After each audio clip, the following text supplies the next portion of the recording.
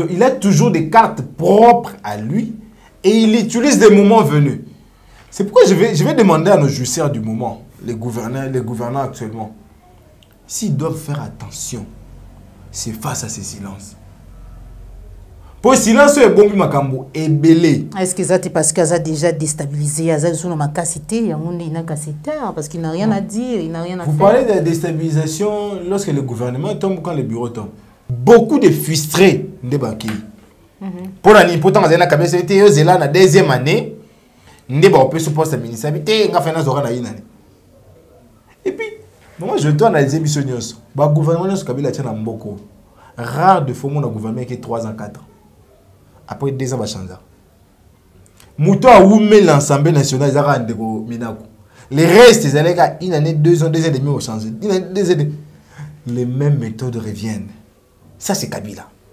Oh, ils ont les coups, ils ont Kabila. Et je vous dis, tout qu'il y a une hypothèse, il y a que le Premier ministre a démissionné. PPRD, moi, force politique à l'Ibosso Namboka. PPRD. Elle a plus de 70 députés. PPRD, moi. Elle a dit, non, il faut récupérer primature, on va récupérer assemblée. Et si par miracle, l'élection va gagner sous Bolbanine, que vous savez l'union sacrée solo, que tout ce qui se passe là, union sacrée ou union je ne sais quoi, Kabila est derrière. Et il est le parrain de cette histoire. Donc il y a distraction. Distraction, pure distraction. Parce que le peuple gagne quoi dans ça? Bah, nouveau riche, bah, côté. Bah, pendant des années, mais la grande question ici n'est pas de voir ces gens réagir. Mais ces gens réagir à quel moment? Il y a des moutounas. Parce que quand nous dénonçons dans son temps que réellement avec cette majorité mécanique, rien ne va sortir. Ils étaient muets. Oui. Bon, le bâté. Parce que tant que 2 mois, à peu près 1 mois, le gouvernement était au conseil des ministres. Donc, nous sommes habités, nous sommes habités, donc, ça prouve aux yeux du monde que ce sont des gens qui n'attendent que ça puisse brûler. Alors qu'on peut éviter les chaos, on peut éviter les pires, à condition de mettre une petite dose de vouloir. Et c'est sur base de ça, nous devons évoluer. Même si tu le bas, Kokamba, oui, mais Kokamba n'a pas ngoté. Donc, bateau, je vais la poser à son mami Touka, le roi Bazo Basiko, bon, la pose à 7000. Mais l'autre, ils ont 500 000 nini. Et c'est là où la vérité doit triompher. On doit commencer à nous dire, on a décidé quoi sur l'avenir du Congo? On a décidé quoi sur les dos du Congolais? Si on a un Cambouana, on a déjà attend à proposer un plan de sortie de crise. Alors, le bon sous non, tout observé. La vérité reste vérité. Lélo, dans le lobby micro, qu'est-ce que blague? Après 1 mois, 2 mois, on peut s'en raison dans ma mais tout le monde a un bouc à parlement, oui. Baboula peut pas bouc qui parlement. Tout le monde a biceps ses alliés. Mais tout le monde a un côté à voyer dans le parlement, tout le monde a un côté. Oui, Babouna. Mais Albitre à Kata comme moi, ils n'ont rien à donner au peuple maintenant. Bilan est athée.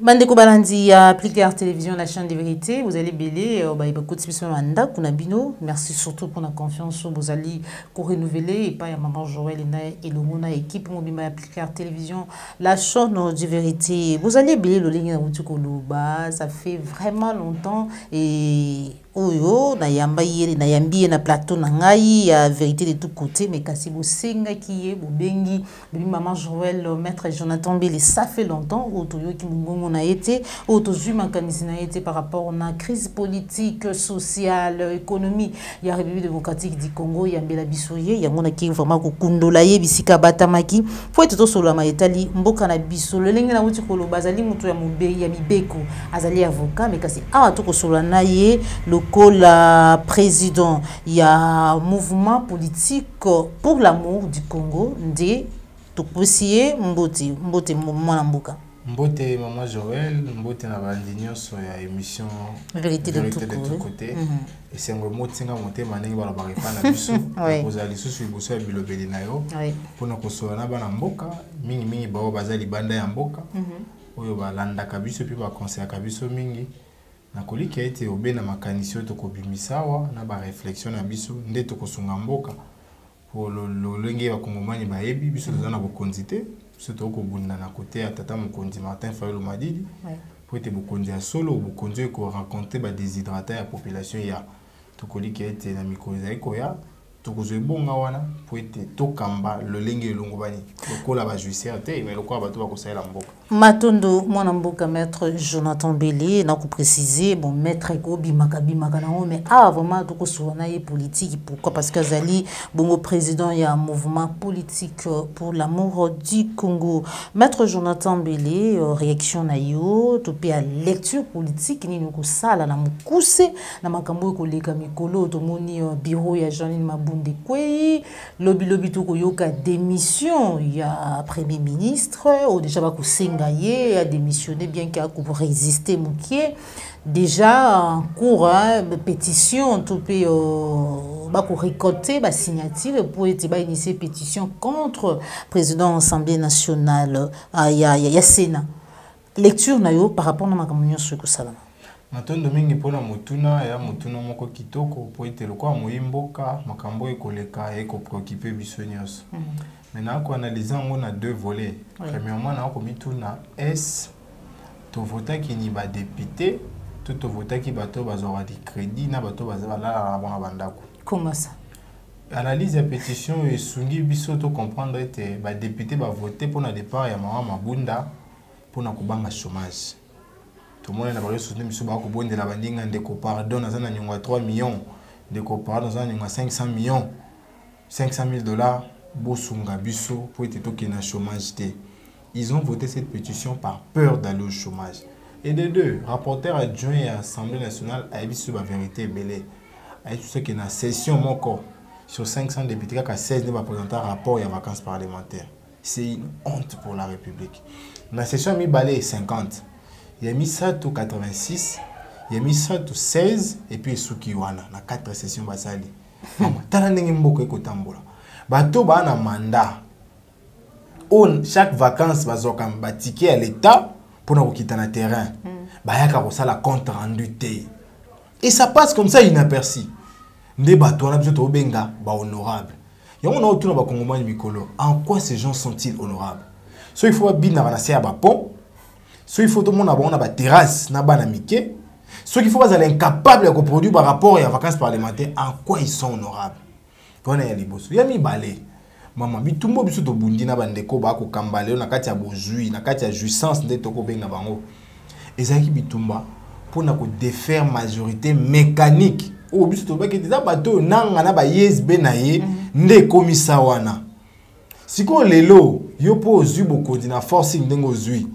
Ok, ko sangana na bateau, tu benga mécanique na yo longo. Du néant ou du vide, rien ne sort. Bateau bazaki mécanique yambula mi balé. Na yo nde ba sous mécanique té. Bateau basala qui peuple té il y a 2 ans. Na yo nde ba la peuple. Moutouneza, est-ce qu'on a défait ces gens-là par crainte de du chômage qui les guettait ou c'est parce qu'on veut mieux faire? Moi je dirais non, on fera mieux, on fera pas mieux avec ces gens-là. Pour nanine, pour intérêt na bango ezanine. Na lia malam, na zana mutuka, na zana bana mike belé na simana kwa venir. Et puis na alimenter ba motion, ba sala ba motion alimentaire. Yango ne to komona. Député ko zo nyuma 500 motion alimentaire bizala. Maman, motion ba kotisi poton ministre wa ba 5 mois eloko et puis motion kufa. Ne ba bengi motion alimentaire.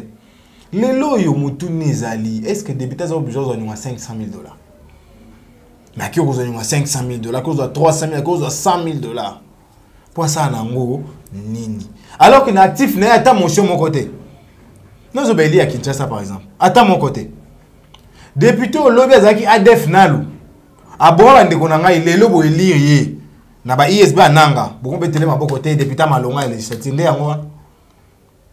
Député dans le groupe rebelle, ils ont soutenu na Est. Quand ils ont le temps à Bakombo, ils ont soutenu Bomba Ndeko na Biso, aina kina bobite yene député malonga mama to banga ba kongomani toko li qui a été défection yo toko ko isa bureau eza ko isa te pona ba motion alimentaire ko isa te pona ko refaire santé na majorité moko songolo mais pour l'intérêt peuple mais peuple to faire intérêt na mibeko ko salema na politique de gestion na politique à gouvernement. Mais yo comment on a dit que non changement tant entendu et zali déjà kuya to comment on a pote to zaki osenga ete ndeko na biso président Félix akabwana bongo to aboma libala ya yena Kabila.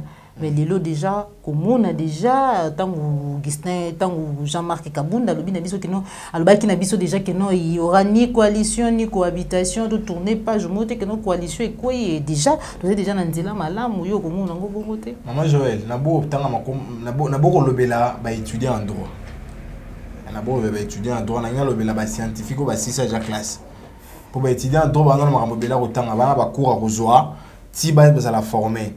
Maintenant, il y a les cambo accord. Maman, baboumi accord nini. Est-ce qu'accord à gouvernance, to accord au batumi balé 42 bayebi. Ndé on mutuna to bituna. Parce que l'accord en amont, les accords entre batumi balé on de comment le baté, de Kabila za sérieux, attendez avant qu'il n'a pas de politique à tirer les biso. Donc accord mo resele ba quand ba leader na baboumi balé. Ya mi balé za comme va signer un tel moko na kina. Ba bité yo zo 43 ministères, on zo 26. Pour ça 66 ministères. Ezaki bongo. Ce qu'on a dans notre accord nini babomi. Pour na droit li bala soke kufa bomaka régime matrimonial. Pour na régime matrimonial ne boba ite. To kopona soit to sangisa biloko, soit to kabola biloko, soit muna muta garder loko na roya na ngo avant. Siko bango to babomi nini. Esa bomi kaka boyo kanité. Yo partir le za moi sinanga. To babomi loko e lié que sangisa ki bango. Pour faut koloba. Ti lelo. Ba gouverneur FCC ba osa na gouvernement ba ministre cash. Parce que le régime matrimonial est confiable. Les lois politiques à gouvernance pendant 2 ans. On a monité. En tout cas, on a monité projet de loi mon gouvernement et une assemblée bloquée. On a monité. En quoi les bureaux a posé problème au gouvernement et le côté. Oui, to kabon na libala, oui. Mais ce que le peuple n'a pas na ezani na libala au kabonio. Nous avons très choqué jour en Aboutou. On va devoir mettre manzanza o va mettre manzanza va mettre la partie lelo biloko ekiti ah c'est que ton songa na information te lundi na tongo na cotizando ils ont tomate à 450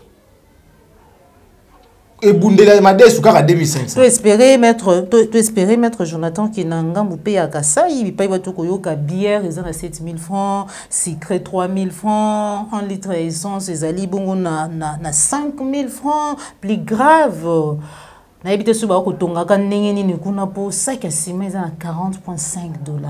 Maître changement ngoto zelango ana Kinshasa to na étendu mobima république yo no bando ko loba te maman nazalaki na Maïndombe.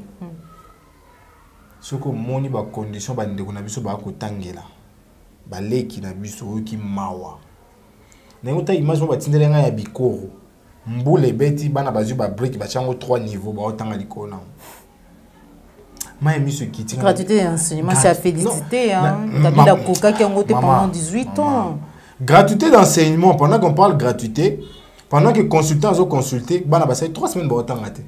Colonie de vacances dans l'école. Vous voyez, Natongo, commis est rentré, 10 € au bimo, ok. Tu as écrit, j'ai pas écrit papa. Le prof dit qu'il attend son argent. Na yeso likambo kasa, ndeko abenga bi Jonathan na kati construction na kasa. Na kati pona nini? Ça que c'est comme na 40.5 $. Na 21 000 € na 3 bouteilles. Izine ezate, nzele ezate. Faut que longola masanga awa kokena ngokuna, parce que masango e fouti avion.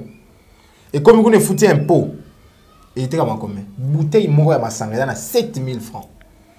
Social démocrate papa il s'est sur un goût. Le peuple d'abord un goût. 7000 francs. Toi est-ce qu'on a Congo? Vu que non FCC bandako bloqué, Mabunda Kwei, Lukamba Kweya, Aleti Tambwe Mamba, Soga Kwei et est-ce que FCC m'entend gérer l'économie? L'économie est cash. Bijambo que ça cash. Affaires étrangères, ma partenaire est cash. Bon, c'est la vérité. Ils sont incapables de nous amener vers la social-démocratie. Cash à Kokate comme option la social-démocratie. Il faut que le Bayango Bongo. 2 ans. Bon demandé. 2 ans et au Botika botika haine wana tribalisme et tout ce qui baninga ba kosala malamu, il faut accepter, il faut féliciter, dire quand même que noté Félix il sauve le Congo. Maman ngana congolais le roi yo. Nous ana haine vers de congolais point. Elle n'a rien pour na baroi. Boningi féliciter. Maman politique à gouvernance na yinga na lingate. Pour me mettre biso le côté pendant 2 ans. Pendant 2 ans bana batangi malongate. Na pe ce exemple moké. Nicolas passeport. J'ai été saisi par bande qu'on a vu sur bazar qui bourse au temps na poto pour sa spécialisation na Unikin. Bakete. Baraté bourse. Nicolas passeport. On a mboka sérieux à ce qui mandat est comme na soukato chronogramme et contrat comme na souka. Ba j'appelle d'offre ba préparer mouta ko succéder pour la nipo vide des alaté. Oui ba boni ba kufia Nicolas za soin. La politique c'est l'art de prévoir. T'es sur la commune au sala boy. Balaka biso budget 10 milliards d'intervalle à une année. Tout ce qui a 6 milliards. Incapable de produire une politique gouvernementale pouvant amener le peuple à réussir. Espérons qu'avec l'union sacrée, tout pourra changer. L'union sacrée, on va pas se débattre avec ça. L'union sacrée, on va passer 2 ans. L'État a foutu la banque d'un côté, l'État a carburant, l'État a moutou, l'État a un pouvoir. Ah, ça va choquer les gens. Moi, quand il y a pour un respect pour Naïe, par confidence, il était quelque part avec des amis à lui. Aïe, mon cher, aïe, ça se trouve, aïe, mon cher, 2 ans sans que vous vivez en bon, l'État a passé. L'État a zéro ndaku, l'État a zéro carburant, l'État a zéro crédit. C'est que 2 ans pas m'a quitté. Habiter dans encore chose en FCCT pour récompenser un attaqué. 2 ans. Et c'est ce qui va se passer. Pourquoi? Parce que beaucoup ils ne sont pas partis par conviction ou parce qu'ils ont quelque chose à apporter à la République. Non. Ils sont partis parce qu'ils veulent être servis par la République. Et non servir la République. Maman. Alors qu'union sacrée, ça pour nous servir au tiki, poids politique nabino, au tiki union pour servir la République pour l'intérêt du Congo. Voilà. Ce qui union sacrée, c'est pour nous servir la République. Nami tout na pour la union sacrée de santé n'a pas de la nation. Pour les journalistes c'était. Pour la ligne, le roi RTVS 1 a une accréditation. Canal qui n'a pas accréditation pour la ligne. Non, pour servir la République, non. Pour bien ça la République. Bon, nous avons info, nous avons actualité, nous avons congolais. Pour les lois, il faut que les Congolais aient un siège dans le pays du peuple. Par quel miracle? Si vous avez cette information pour les Congolais à l'étranger, vous avez ok, parce que toi, tu n'as rien à dire. Il y a même des journalistes qui ou des journalistes politiques. Il y a des journalistes politiques. Non. Dans l'union sacrée, je me rappelle encore de l'union sacrée de Mobutu, on a considéré tout le monde, mais ça a échoué. Mobutu avait échoué l'union sacrée. Qu'est-ce que vous avez échoué? Maman Nazoya. Au moins, Mobutu avait considéré tout le monde, mais il a échoué. Ce que vous déjà considéré votre union sauté, tu discrimines. Et tu penses réussir. On a discriminé qui? On a pris cet exemple de la chaîne. On a RTV Azure accréditation. Journaliste politique, il y a Mikuna, il y a moins si Azate. Il y a un politicien. Il y a une autorité politique aux Amakasité. Non. En fait, l'essentiel pour un Congo fort actuellement, c'est d'arriver à mettre en place une très bonne politique de gouvernance. Pourquoi? Ce n'est pas sa politique de gouvernance que certains vont tirer des repères et vont l'appliquer dans leur secteur. C'est tout. Les lots, la défense est ici, pour politique, il y a défense, il y a mboka. Mouto faut payer ça, on va payer ça. Ouais, voilà. Ils essaient de faire ce qu'ils peuvent. Pour la directive, on a pris cet exemple. On a mboko maman. Mouto a démissionné dans la fonction d'habiter. Pour la raison personnelle, on a encore chose à gouverner, accueilli. 3 mois après, la réhabilité. T'as mort, toi, non? Mon cher, en tout cas, c'est impossible. C'est que nous sommes en train de vivre ici. Le gouverneur a démissionné et vice-premier ministre intérieur a réhabilité. Constituer le lobby, si la fonction du gouverneur, soit il va destituer la motion, soit il faut démissionner, soit il faut voir. Parce que le gouverneur a été. Il destituer la motion, a démissionné, moi, comme Mukanda. Et Mukanda, on a pris dans la sécurité, acte nango, désigner intérimaire. Mais 2 mois après, ici. Moi, je me dis, mais comment on gère la République? Betty ministre, gouverneur motion. Le président de l'Assemblée provinciale, le gouverneur, on a besoin pour examiner mon santé dans 72 heures. Vois comment on gère la République. Avec beaucoup d'audace, en freinant même les règles démocratiques. Pourquoi? Je l'ai toujours dit, ils ont la Sony balongo en fonction pour l'incompétence. Maman balongo la tapo, au yibi, topo, au sali manquement au bundi, mais incompétence. Donc même pas dire sur les voter que ignorant. Tous ceux qui ont tant élu là, des ignorants. Le gouverneur, le président de provincial, je crois, Olomami, balongo li pour l'ivresse. Milangwa. Milangwa na mboko milangwa. Imagine. Non, biso to koloba. Social démocratie papa te ki biso. Eza peut-être na mutu moko ko appliquer ngo bien ngeza Mubaki. Mubaki en tout cas, yebna social démocratie oui, mais les restes ventre d'abord. Voilà. Mon mboka maître Jonathan Bélé to ko ba toujours l'émission na biso réaction na yo. Vous avez mis Beko, vous avez politique. Tant qu'on a silence, il y a Kabila dans ma union sur Koleka, alors qu'il Némi, il a Chadar et tout le monde quoi FCC, bah senga qui n'a yé, mais quoi tu Koleka qui non, alors bah par na la vérité. Ce que l'objet par en la vérité sert à quoi? Pourquoi? Parce que tu y es déjà que non t'es ma ponami le lingue ni les gars, mon amboka Martin Fayol, le boudalonga ma ponami. Parce que par la vérité, on va ko senga ya lo alors ka ko lobate tout le monde le yini ba yambi na kolozi ba betelier maboko ba komissier alors que de l'autre côté ba ko ba été azali déjà neutralisé d'une manière ou d'une autre. Maman Joël, discours on a eu quoi qui en gros jour ba des situations qui ba ta bureau ensemble. Oh Kabila Sili. Non. Là je vais vraiment attirer l'attention de mon peuple, du Congolais en particulier.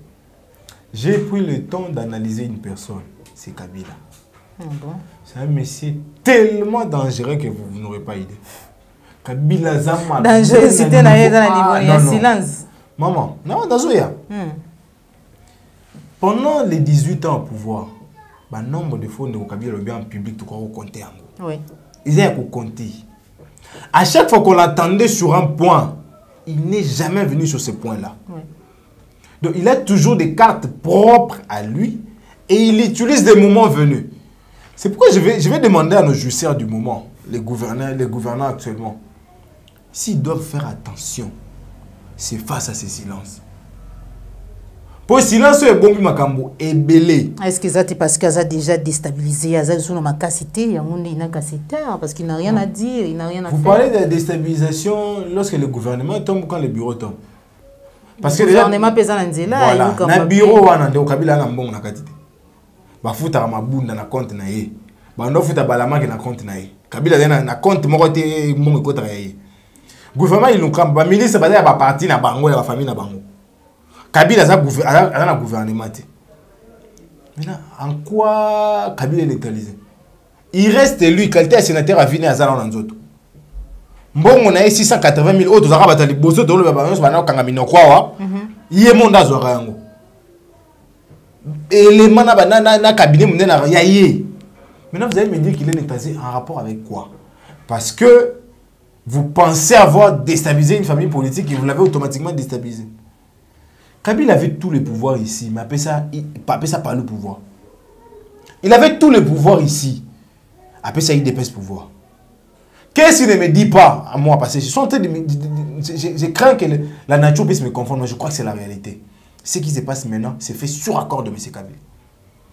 Ils ont l'écho. Ils ont Kabila permettre Yango. 286 contre 200. Et quand ils ont combien? 81 voix. Donc, 81 voix, par contre, on a deux regroupements PAM. Deux regroupements PAM, ça 81 voix. Si on a quitté notre propre grain à Bango, déboucher Bango peut-être, tout exact parce que Kabila a accepté. Il a dit, bon, je sais de ma bonde. Maman, on peut ce exemple, mon politique à Mboka Nabiso, ça démontrer qu'il y a de ces gens-là qui resteront redevables jusqu'à la fin de leur vie. Pourquoi? Au Utaki Poto, la diaspora, nous y est, comme directeur de cabinet. Oui, puis on a boué, au candidat député. Pendant 18 ans ou 10 ans ou 7 ans, on lié comme directeur de cabinet. N'a pouvoir aller au cabinet. Ce qu'on a dit, ne pas sauver la nation. Sauver la nation face à quoi? Tu vas faire quoi? Yo, Moutounad. Parce que tu vas travailler pendant 18 ans. Bah non, ça me bon il y a 18 ans, il y a qui pas Kabila wana. Ozongisi en ozongisi banda quoi. On a bien j'ai sauvé la nation maintenant. Parce que si tu viens, pose à la ministre, quelqu'un m'a même dit beaucoup de frustrés ndebaki. Pour la n'importe quoi, na Kabila c'était eux là na deuxième année. Ndeba on peut se poste ministre. Habité nga fena zora na inane. Et puis moi je dois analyser missionnios. Ba gouvernement sur Kabila tient na mboko. Rare de fois mon gouvernement qui 3 ans 4 ans. Après 2 ans va changer. Mouto a oumé l'Assemblée nationale ils a rendez-vous Minako. Les restes ils allaient à une année 2 ans 2 ans et demi au changer. Les mêmes méthodes reviennent. Ça c'est Kabila. Oh ils ont l'écho, ils ont Kabila. Et je vous dis, tout qui est une hypothèse, il y a que le Premier ministre a démissionné. PPRD, Mouraza, force politique à l'Ibotion en Boka. PPRD. Elle a plus de 70 députés. PPRD et Mouraza. Elle a dit, non, il faut récupérer primature, il va récupérer assemblée. Et si par miracle, l'élection c'est va gagner sur Bolbanin, que vous savez l'union sacrée solo. Donc moi je suis en train de croire que tout ce qui se passe là, union sacrée ou union je ne sais quoi, Kabila est derrière. Et il est le parrain de cette histoire. Donc il y a distraction. Distraction, pure distraction. Parce que le peuple gagne quoi dans ça? Bah nouveau riche va au côté. Bah on va sur pendant des années qui pour pouvoir manquer. Et dans la tête de éviter Séni va tirer combien pour l'élection? Des questions d'état. Combien on a réservé pour la Séni, tu éviter?